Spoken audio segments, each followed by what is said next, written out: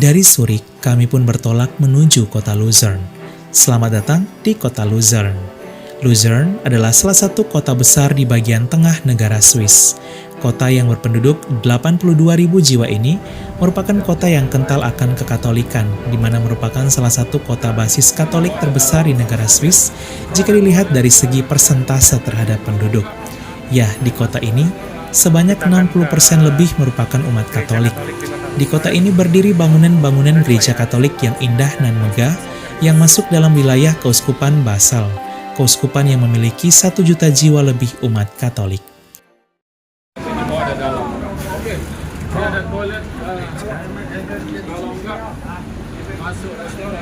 Kita akan ke gereja Katolik di kota Luzern. Ada 2 ya, Santo Agustinus dan Franciscus Xaverius. Ada 2 di sini.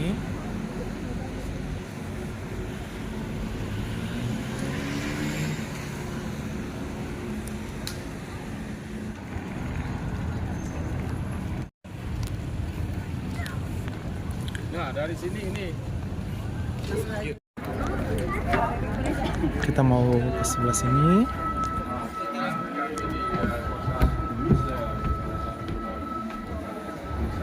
Akan ke gereja dan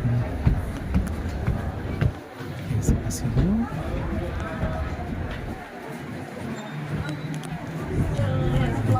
Kita akan ke gereja Katolik Santo Franciscus Xaverius di kota Luzern ya. Sebelah sini gerejanya bagus banget. Salah satunya ada bangunan gereja Katolik Paroki Santo Franciscus Xaverius Luzern. Gereja ini sudah dibangun sejak tahun 1666 dengan gaya arsitektur barok dan dikelola oleh Serikat Yesuit, serta dipersembahkan untuk menghormati Santo Franciscus Xaverius. Gereja ini juga disebut Gereja Yesuit, di mana Serikat Yesuit didirikan oleh Santo Ignatius Loyola dan aktif dalam melawan ajaran Protestantisme yang kala itu lahir di Swiss, yaitu John Calvin di Jenewa dan Zwingli di Zurich. Oh ya, sahabat Katoliko keren, Gereja Santo Franciscus Xaverius Luzern ini juga persis berada di dekat jembatan Kapel, jembatan penyeberangan kayu terkenal yang berada di Sungai Rues, yang menjadi juga ikon dari kota Luzern. Selamat datang di Gereja Katolik Santo Franciscus Xaverius, kota Luzern. Gerejanya bagus banget. Bisa lihat di depan sini. Bagus banget.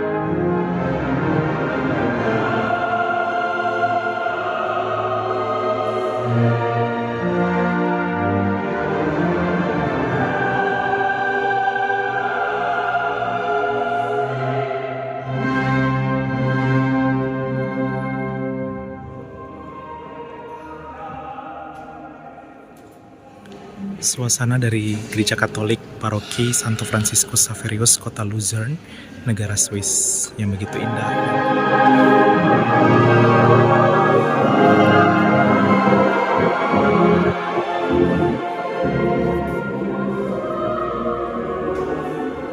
Kita akan menuju Gereja Katolik yang kedua, Gereja Katolik Santo Leodegar di kota Luzern, negara Swiss.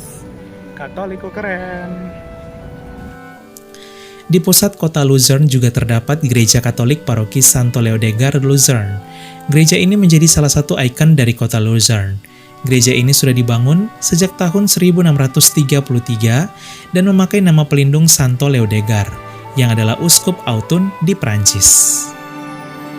Salve sahabat Katoliko keren, selamat datang di Gereja Katolik Santo Leo de Gar, Kota Luzern, negara Swiss. Wah, Katoliko keren, kemanapun kaki melangkah, Gereja Katolik tetap ada, dan satu liturgi di seluruh dunia. Jadi menyatu dengan pertokoan dan juga umat yang berada di sekitaran sini. Salve sahabat Katoliko keren, selamat datang di Gereja Katolik Paroki Santo Leo de Gar. Ini gerejanya bagus banget. Dan ini merupakan salah satu gereja yang ada di kota Luzern, kota juga mayoritas Katolik di negara Swiss.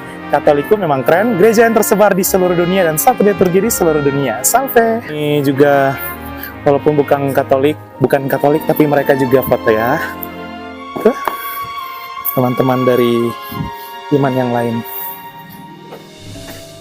Karena bangunan gerejanya begitu indah dan keren. Selamat datang. Kita masuk dulu yuk. Doa terus foto-foto lagi. Ini suasana gerejanya begitu indah dan keren.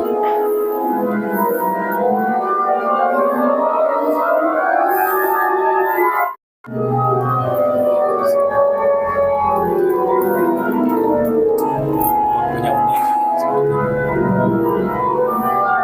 Bagus banget. Ini suasana gerejanya.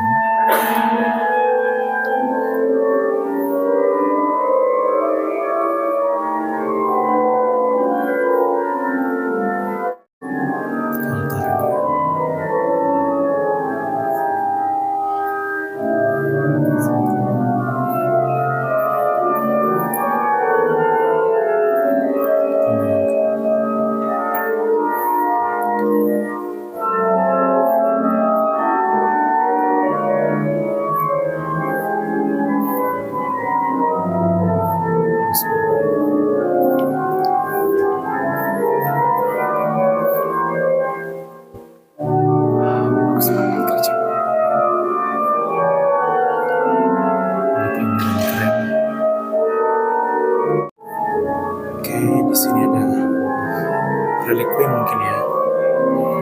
Bagus banget gerejanya.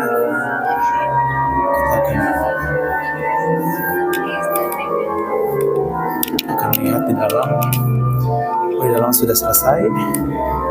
Dan saat ini kita akan balik lagi dan menuju negara Italia.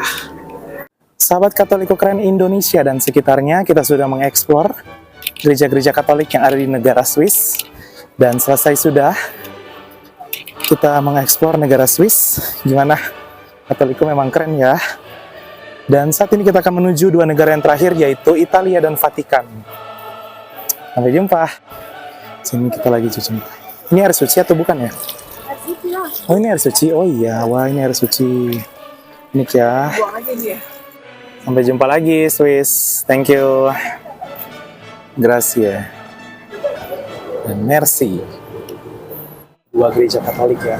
Yang gereja Katolik yang pertama itu gereja Katolik yang terletak di kota Luzern. Nah, Luzern ini dia itu merupakan kota mayoritas Katolik. Dan tadi kita juga sudah mengunjungi dua gereja Katolik. Yang pertama ada gereja Katolik Santo Franciscus Xaverius. Itu merupakan salah satu gereja Katolik yang begitu indah dan keren. Nah, yang kedua itu ada gereja Katolik Paroki Santo Leoderga atau yang biasa mereka bilang itu Leo de Gar. Nah, Leo de Gar ini itu merupakan mungkin salah satu santo yang terletak atau yang berasal dari negara pelindung lokal dan lain sebagainya.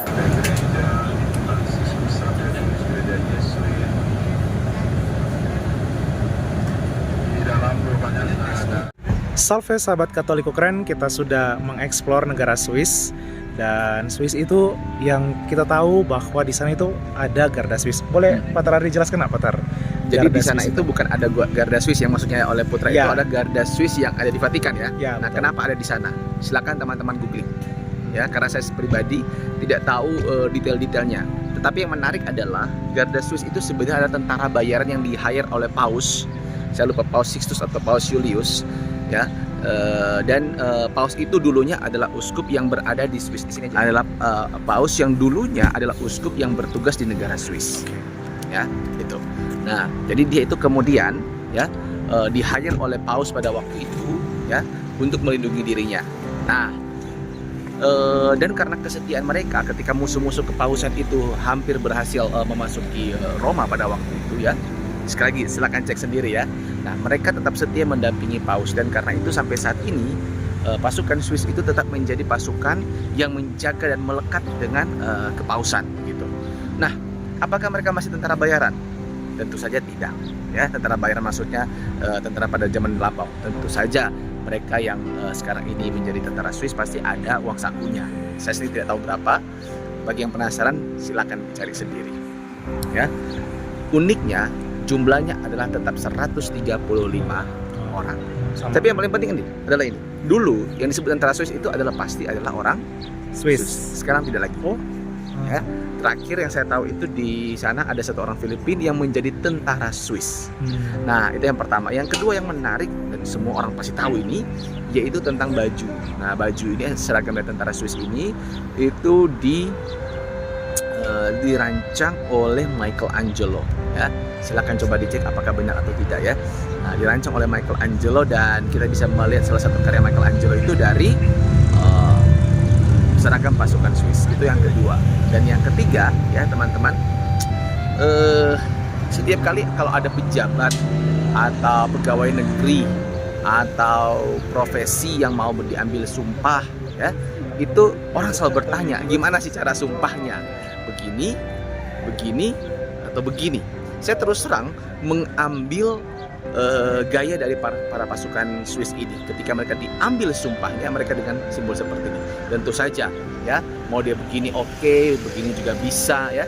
Tapi saya pribadi ketika diminta untuk mendampingi sebagai seorang rohaniwan mengambil sumpah dari profesi yang mau mengambil sumpah, atau pejabat atau pegawai negeri atau siapapun yang mau diminta pendampingan rohaniwan untuk diambil sumpah, saya selalu minta seperti ini. Apa simbolnya? Bapa, Putra, dan Roh Kudus, Yesus Kristus sungguh Allah dan sungguh manusia. Buat saya itu yang lebih keren. Oke, Potter, terakhir nih, Swiss itu terkenal akan John Calvin kan, dia salah satu reformator Protestan, di mana ya mayoritas di Indonesia itu merupakan aliran Calvinis juga kan, Potter kan. Nah, di Swiss ini ternyata terjadi perubahan demografi agama nih, Potter, di mana dulunya itu mayoritas itu Protestan, sekitar 50-60%. Namun, ketika memasuki tahun 2000-an ke atas, itu merosot dan kini Katolik mayoritas menjadi Swiss mayoritas menjadi Katolik. 41% itu Katolik, 21% itu Protestan. Dan bisa dikatakan mungkin pertahanan kekatolikan itu lebih kuat dibandingkan dengan Protestan di tengah gelombang ateisme. Kalau Pater Ardi sendiri melihat itu seperti apa, Pater? Apakah ini umat Kristen harus bersatu untuk ateisme, ataukah bersatu untuk ateisme itu seperti apa? Melawan ateisme gitu, atau seperti apa? Ataukah ada sisi positif di mana Swiss kini menjadi mayoritas Katolik, di mana dulu basis Calvinisme? Iya, buat kita ya, simbol dari negara Swiss itu adalah salib, ya, dan punya sejarah Protestantisme yang cukup kental. Sampai saat ini kantor pusat Dewan Gereja Sedunia atau World Church Council, ya, satu lembaga internasional yang menjadi ya semacam perkumpulan dari gereja-gereja Protestan, gereja Metodis, bahkan Ortodoks juga ya, itu berkantor pusat di Geneva, Swiss. Tapi gereja Katolik tentu saja tidak tergabung dalam World Church Council ini, ya, harap dimengerti. Begitu juga dengan di Indonesia, gereja Katolik tidak bergabung dengan persekutuan gereja-gereja di Indonesia. Gereja Katolik punya sendiri, apa namanya? Konferensi Wali Gereja Indonesia. Nah, kembali ke World Church Council ini yang ada di Geneva, menekankan betapa dalamnya hubungan antara Swiss dengan gereja Protestan ya. Nah, seperti yang tadi sudah disinggung soal John Calvin ya, dan banyak itu dari teman-teman Protestan yang ada di Indonesia beraliran Calvinis karena dibawa oleh teman-teman dari Belanda. Oke, itu informasi pertama. Yang kedua, soal demografi ya. Demografi ini ya saya sendiri tidak paham, atau saya sendiri belum baca bagaimana, apakah dari Katolik ya nampaknya ya, dan memberikan seperti itu. Tapi yang pasti semua agama di Eropa termasuk juga di Swiss itu mempunyai tantangan yang kuat dari bisa dikatakan paham liberalisme, ateisme ya, sehingga kalau mau bilang agama itu dalam tanda kutip tantangan itu ya ya semua agama, mau dia Katolik, Protestan, Yahudi, Islam, Hindu, Buddha ya. Seperti yang teman-teman lihat tadi ya, banyak sekali juga ternyata ada Hindu, ada Buddha juga ya. Kemarin kita ketemu biksu di Eropa ya. Jadi artinya tantangan soal ateisme itu tinggi. Kenapa? Karena bagi orang-orang Eropa ada masa dia atau sampai saat ini orang-orang beragama itu tidak mempraktikkan agamanya. Contoh ya, soal buang sampah sembarangan. Ya. Orang-orang ateis mungkin mereka tidak beragama, tapi mereka setia pada hal-hal yang kecil. Setia. Barang siapa setia pada perkara-perkara kecil, ia juga setia pada perkara-perkara besar. Paus Fransiskus selalu mengatakan, kalau soal perdebatan, kalau soal iman itu sudah final di masing-masing agama, baca aja. Tapi untuk orang-orang yang tidak beragama atau bahkan bukan dari anggota gereja, bukan orang yang percaya, mereka iman kelakuan kita. Nanti di GBK ya, Paus datang. Ketika Paus pergi, GBK-nya berantakan nggak? Kotor nggak? Itu jadi tantangan. Ya. Jangan sampai habis acara gereja, habis acara agama, buang sampah sembarangan. Kalah kita dengan orang-orang yang tidak beragama. Atau yang hanya mempraktikkan agama, contohnya Jepang ya, luar biasa ya. Ada orang mengatakan bahwa mereka kurang beragama dalam tanda kutip. Saya sendiri belum tahu ya, silakan koreksi saya begitu. Tapi mereka mempraktikkan apa yang menjadi value dari agama. Nah, ini juga catatan kita ya. Kita lihat ya, kita ini kemarin kita sharing ya. Kita orang beragama, tapi ketika makanan tidak dihabiskan itu apa kata Paus Fransiskus? Mencuri dari orang-orang miskin. Nah, ini memang tantangan tidak mudah, yaitu mempraktikkan kekristenan kita, dan ini yang menjadi PR dari orang-orang ateisme. Jadi kalau seandainya tanya apakah ini menjadi tantangan, ya ini mungkin salah satu cara untuk memurnikan kita, keberagamaan kita tidak hanya terkungkung pada hal-hal yang bagus juga, tentu saja hal-hal ritual itu baik, devosional itu baik ya. Dan yang kita harapkan adalah kalau kita juga tekun melaksanakan buah-buah liturgi, ritual, devosional ya, spiritual kita di tengah kehidupan sehari-hari. Jujur, menjaga kebersihan, patuh peraturan lalu lintas, bayar pajak ya, kemudian taat pada undang-undang ya. Sebagai romo juga saya selalu kadang-kadang tergoda juga buat KTP itu dengan jalur pintas, buat SIM jalur pintas. Nah, itu hal-hal yang menantang kita sebagai seorang beriman, supaya iman kita keren ya, gereja-gereja kita keren, liturgi kita keren, sejarah gereja kita keren, Katolik kita, Katolik keren. Tapi pertanyaannya, apakah itu juga nampak dalam kehidupan sehari-hari? Itu dia. Oke. Sahabat Katoliku keren, sampai di sini dulu peziarahan kita di negara Swiss, negara yang terkenal akan keindahan alam dan jam tangannya ini. Semoga peziarahan di Swiss ini membuat sahabat Katoliku keren menjadi tahu bagaimana kehidupan dan perkembangan umat Katolik di negara Swiss. Di episode selanjutnya kita sudah akan memasuki negara kelima, yaitu Italia. Ditunggu ya, Katoliku keren, salve! Salve sahabat Katoliku keren, mari bersiarah bersama kami pada tahun 2025, mengunjungi 7 negara di Eropa Timur, yaitu Polandia, Republik Ceko, Jerman, Austria, Slovenia, Bosnia and Herzegovina, dan Kroasia. Kita akan mengajak kalian bersiarah ke tempat penampakan langsung Tuhan Yesus kepada Santa Faustina pada tahun 1931 di Polandia, yang kemudian kita kenal sebagai Yesus Sang Kerahiman Ilahi. Tak hanya itu, kita juga akan mengajak kalian mengunjungi situs peziarahan Bunda Maria yang paling terkenal di Eropa Timur, di mana menjadi lokasi penampakan Bunda Maria pada tahun 1981. Ziarah ini akan dilaksanakan dari tanggal 29 Juni sampai 12 Juli 2025. Yuk segera daftar karena kuota terbatas hanya untuk 30 orang saja. Untuk info selengkapnya dan pendaftaran hubungi nomor WA 082395354851.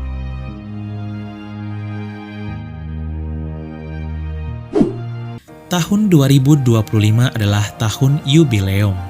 Pintu suci di 4 gereja basilika utama di Roma akan dibuka, di mana hanya dibuka 25 tahun sekali. Ziarah tahun yubileum ini bersama Katoliku keren akan dilaksanakan dari tanggal 21 Desember 2025 sampai 7 Januari 2026. Kita akan merayakan Natal 2025 di Bethlehem dan Tahun Baru 2026, juga bersiarah di dua kota penting bagi umat Katolik dunia sekaligus, yaitu Vatikan dan Yerusalem. Peziarahan Katolik Ukraina di tahun yubileum ini akan mengunjungi 9 negara di Eropa Barat dan Tanah Suci, yaitu Swiss, Liechtenstein, Italia, Monaco, San Marino, Vatikan, Israel, Palestina, dan Yordania. Yuk segera daftar karena kuota terbatas hanya untuk 30 orang saja. Untuk info selengkapnya dan pendaftaran hubungi nomor WA 082395354851. Kami tunggu ya sahabat Katolik Ukraina bersiara bersama kami di tahun yubileum yang penuh rahmat. Salve!